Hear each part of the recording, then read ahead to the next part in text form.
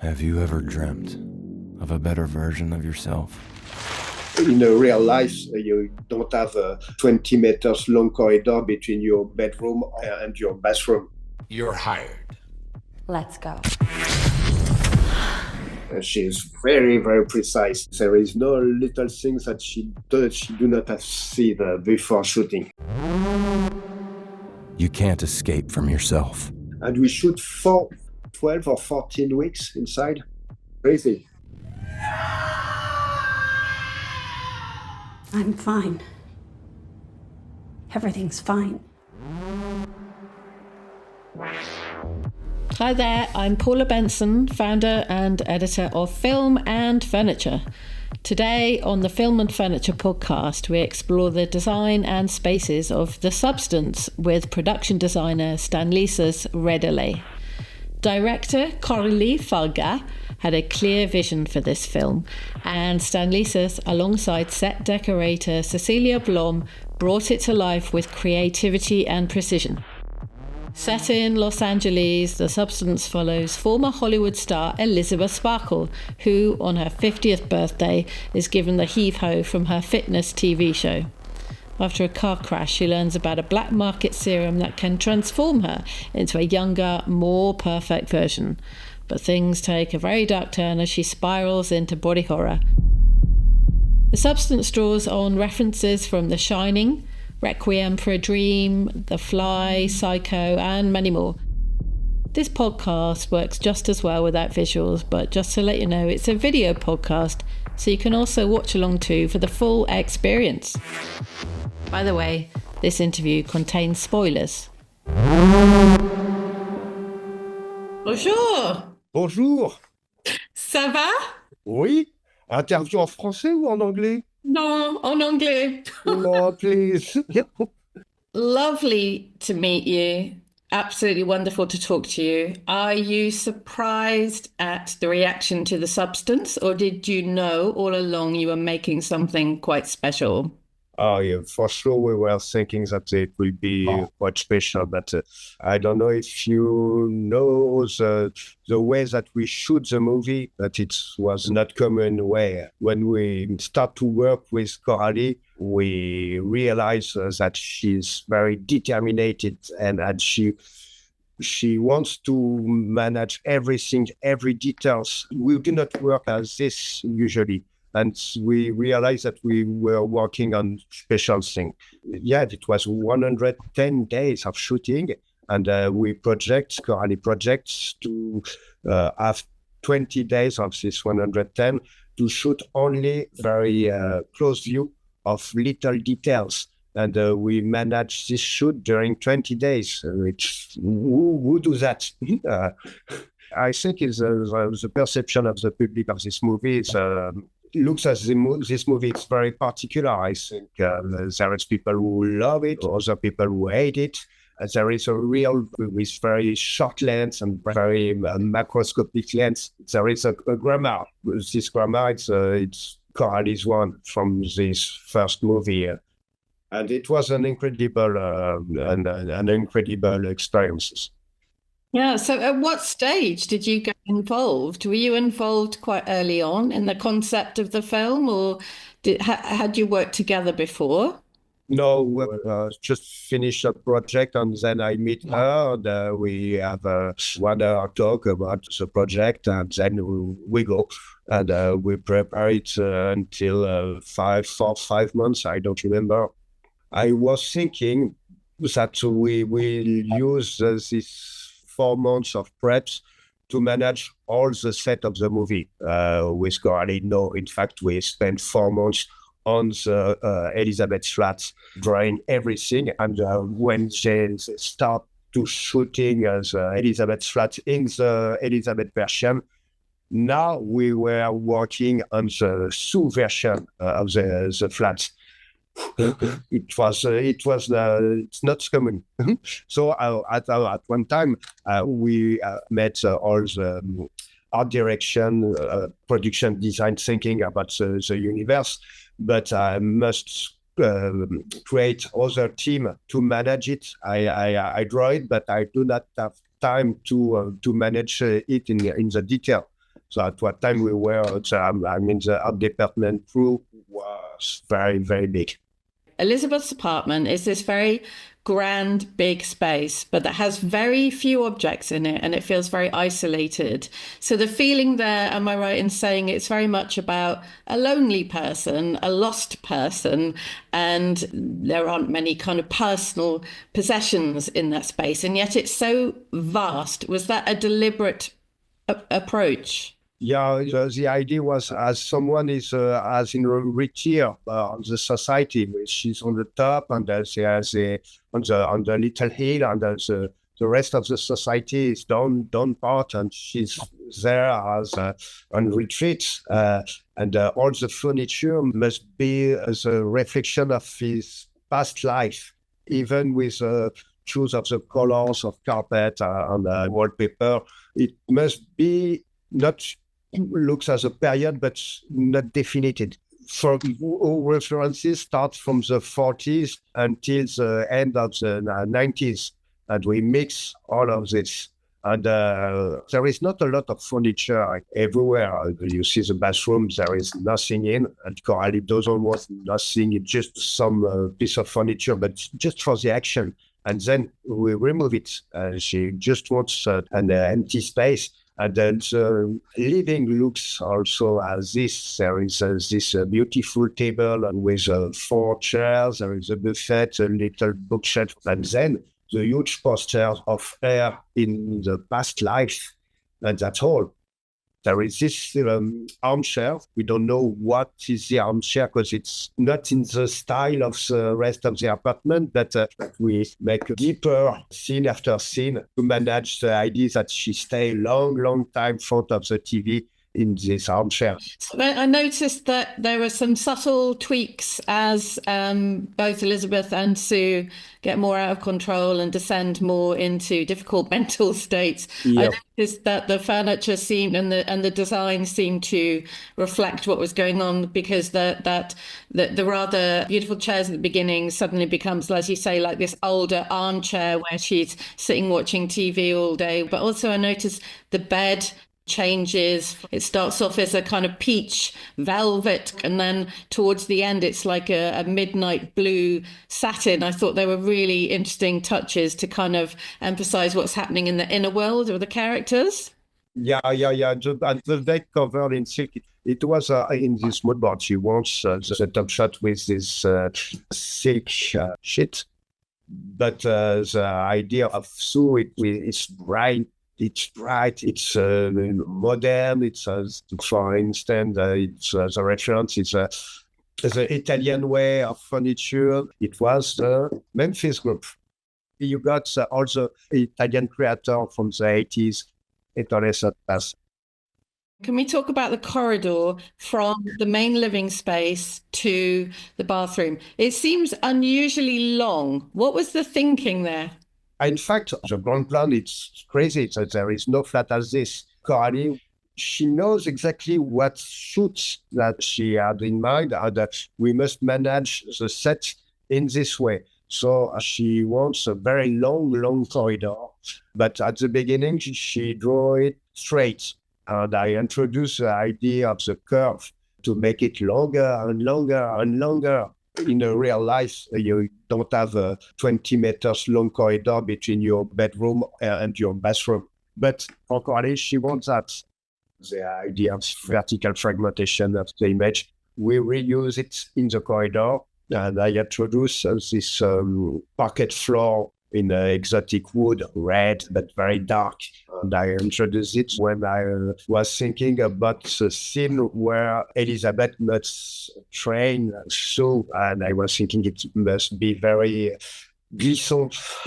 What is the English word? I don't know, but it must be very... So you could slide. Exactly, slide. Yeah, so this is when she's pulling Sue along the corridor. Yeah. So this corridor feels like it's always an effort. So there's the scene where she's in the bathroom getting ready to go out to go and meet her old school friend. And she's, obviously very worried about her appearance and how she looks. And then she goes to go out and it's a long kind of way. And then she sees the billboard again, always there. Yeah. present, reminding her of her age and her insecurities, and then she has to go back to the bathroom again. So the corridor seems to play this purpose of being a journey and a struggle, and it's just too long to get there. So it kind of always makes you feel a little frustrated, right? Exactly, yeah. It was the idea. The very, very long, very dry, in fact. There is no furniture, there is no light, there's just the top light, the floor plan. There is no flat like this. We work in a horizontal way, but at one point we also work on the vertical way. I mean, for the little staircase to get down the living, and also it works for the feeling of compression, of hardness, life. The corridor was not a huge door, and when you arrive in the living, there is this little staircase, and then the huge ceiling with lights in. And at the end of this long, long corridor, there is a bathroom, which is very strange, aesthetic. Do you have the reference about it? Jean-Pierre Reynaud. Yeah, perfect. It's not from it's 2000 Space Odyssey. It's Jean-Pierre Reynaud. It's a reference. Yeah. So this is new to me, and it blew me away because I remember actually in the 80s how everything seemed to be kind of white tiles with black grouting. It was everywhere. It was so cool. So it was wonderful to see this bathroom. But I also noticed that the squareness of everything, the straight edges, was echoed in the sink and the bathtub. Everything is square. Yeah. This shiny white, and I guess it made a really beautiful backdrop for when the naked bodies are on the floor. So there's this kind of juxtaposition, a kind of jarring between the physicality and organicness of a body and this very hard black and white, which actually looks exactly like your ceiling right now. Yeah. Oh, using my body, it's a perfect way with this. No, it looks as a light box. It's white and with a body inside, and with a filming way of Coralie and Benjamin Cracoon, the DOP. There is this light box with a grid, very orthogonal, very, very tough. At the beginning, Coralie doesn't have any idea of the bathroom. His idea was, I want to have a common bathroom, the bathroom that everyone could have. That's why I was thinking about the white tiles, 20 centimeters by 20 centimeters, a basic one, and then introduce the strange thing of Jean-Pierre Reynaud with tiles on the ceiling, tiles everywhere, bathroom in tiles, lavatory in tiles. I don't know if you see it on the movie, but we changed a lot of times the mirror, because at what time it was a real mirror, at what times it was a mirror for stands, for sure, at what times it was a mirror with a light of cut board behind, and at what time it was only simple glasses, optical glasses, with a reverse of the bathroom on the back. I love that. I didn't notice that. Thank you for mentioning that. These are the details we love. In fact, it was for the scenes with the birth of Sue, when she started to go to the mirror and she cleans the mirror and she discovers her. In fact, there is a camera, there is an extra, and then Margaret on the back and it's the other bathroom. This set was very technical. There is not a lot of things inside as furniture, but there is a lot of work of the floor, walls, ceilings. And there is also a huge work about mobility to manage a camera axis. It was the magic box. Every wall move, every setting move. We play a lot. And we shoot for 12 or 14 weeks inside. Imagine. In the bathroom? No, wow. It's down to all flats, but in the whole apartment. Okay, yeah, that's an unusually long time. Crazy. Many film and furniture fans will know what kicked off the whole film and furniture thing was the Hicks hexagon carpet from The Shining. The hexagonal carpet that Danny cycles over on his tricycle in the corridors of the Overlook Hotel. Now you can bring this legendary carpet into your own home with the officially licensed Overlook Hotel carpet and bespoke rugs available exclusively to film fans and design lovers from Film and Furniture. Hand tufted from luxurious, high quality one-ply wool, this isn't just a rug, it's a statement, a conversation starter, a piece of cinema history beneath your feet. It's the real deal, crafted for design lovers who appreciate authenticity. Find the link in the show notes below to order yours. But be warned, once you step onto this rug, you'll be wed to it forever and ever and ever.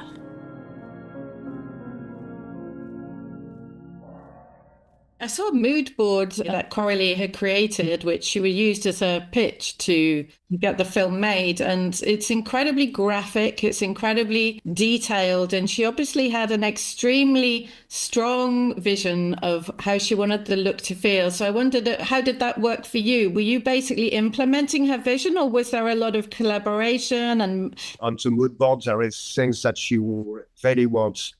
So I mean, as the corridor, the TV corridor, she had the idea of the shining carpet. She had the idea of all the posters on the wall, but it was an idea. And then we introduced the orange colors. We introduced the sight and how we will manage the light in. And for this set, we also introduced how we will do for the monstro get in and put blood everywhere, because we put more than 2,000 liters of false blood inside. Means for the stunts will be getting in monstro, how she will be able to carry 2,000 liters, means 2,000 kg. It's very heavy. So we were thinking to make a little scaffold just under the corridor and have a system of huge pipe with little train. And we were also thinking with costume department, a system to be able to the stunt do not go down, because there is a lot of pressure with the blood. So we made it just under his dress as an aluminium structure, for Upala, for kids, for young kids, when they learn how to walk, there is this structure in aluminium with little wheels, to be sure that she do not fall down, because we shoot this scene 2 times. At what time we have to clean it, to change it, and remove more than 2,000 liters of false blood. Wow. Well, so to get back to your first question, there is idea of Coralie very determined. She wants a large window of LA with this billboard. We discuss a lot how to create it. She doesn't want it CGI, but we make a scale, in fact, for the background. And it was a large discussion. And that's at the end, we decide to use a print background, very large. so you mentioned the corridor. Yeah. Now then, so I don't know if you know this, but Film and Furniture, we have the license to reproduce the official The Shining Hicks hexagon carpet. So this carpet, and I'm not exaggerating, has ruled my life for 15 years. And I saw on the mood board, it was the original hexagons, but you changed it. So it referenced The Shining, but not exactly. So could you talk to us about this corridor, why it was interesting to Coralie to use The Shining carpet, and why you kind of changed it a little bit? There is a lot of reference, Kubrick, The Fly, and some movies from the 70s, 80s that she had in mind. And for the carpet, she doesn't want to reproduce exactly the same. For sure, we worked a lot on the pattern of the colors. We had probably provide more than 30 proposals of different carpet way.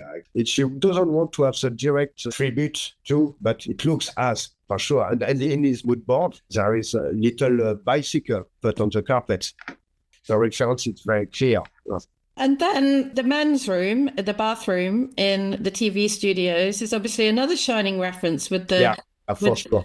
This is a location, very nice. And Coralie asked them to have the red floors, the red doors, but the rest, the little tiles and the ceiling and the mirror, this is a location which is a great location. And also building, it's close Paris, it's quite incredible. And in the same building, there is also the art-based office location. We manage the furniture inside. The art-based table was there, desk was there, and beautiful. But we manage all the TV, for sure, and all the California curtains. I thought that was really interesting because it felt like a big space, but somehow oppressive at the same time. Low ceiling? Yeah, exactly. And it was a long space, and it also was a focus that Benjamin Franklin used. There is distortion of spaces. And in front of the desk with this Californian curtain on the back, with this smooth light, front of there is inox sculpture from Meticulously. There is an entire wall with this inox, which is a great contrast.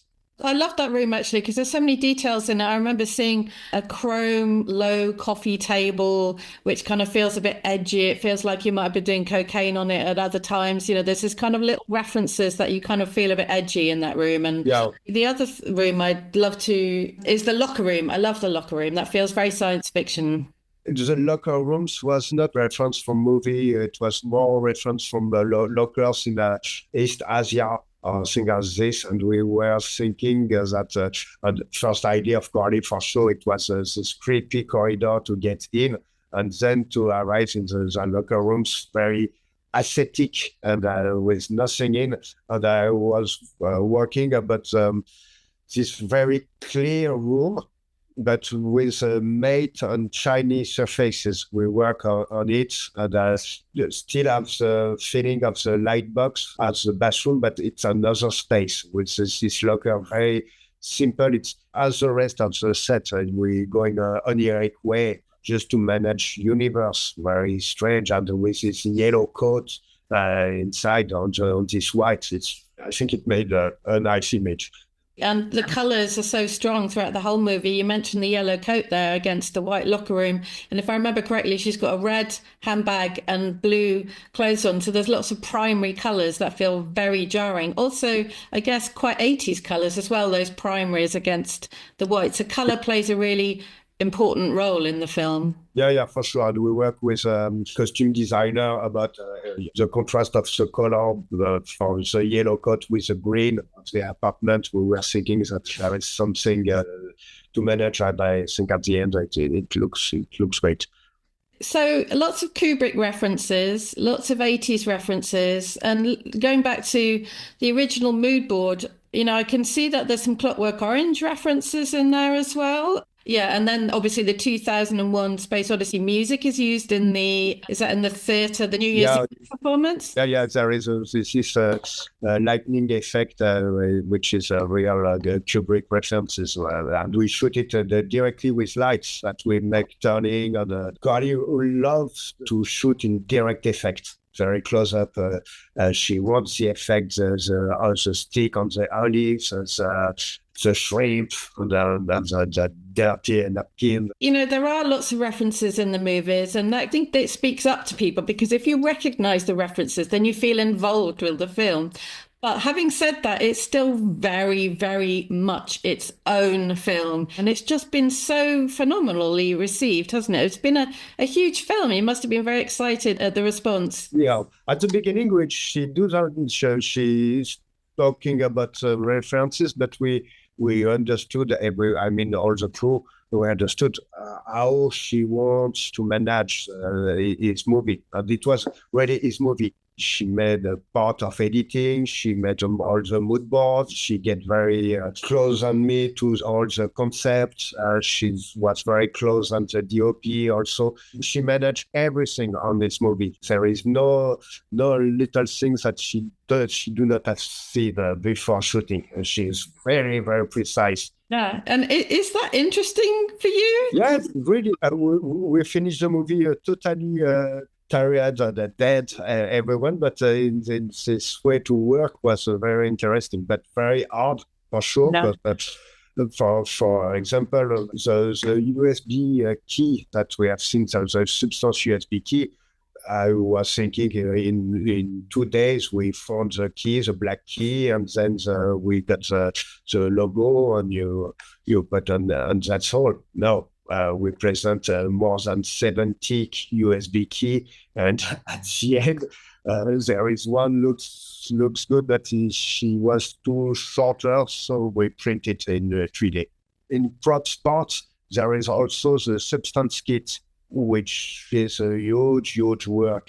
Coralie had an ID, but not a precise ID, and this substance kit couldn't work in the real life. There is no 2 parts of blood with a little tube to get from one to another one.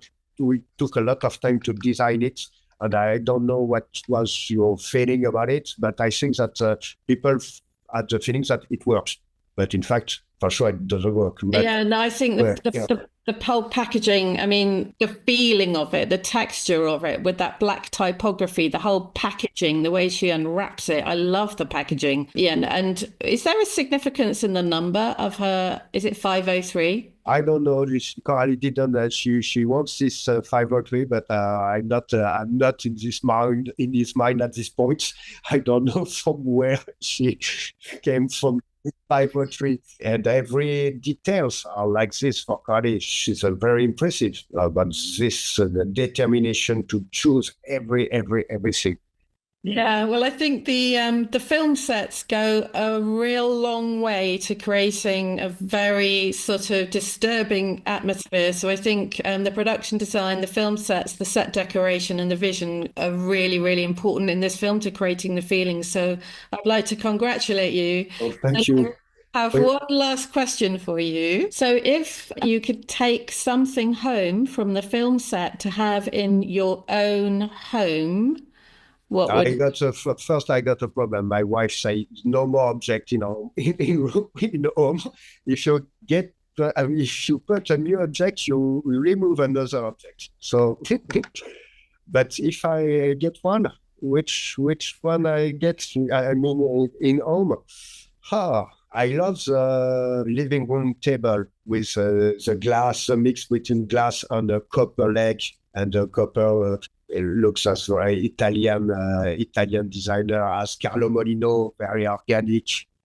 Cecilia, which is a set dresser, forms this beautiful table.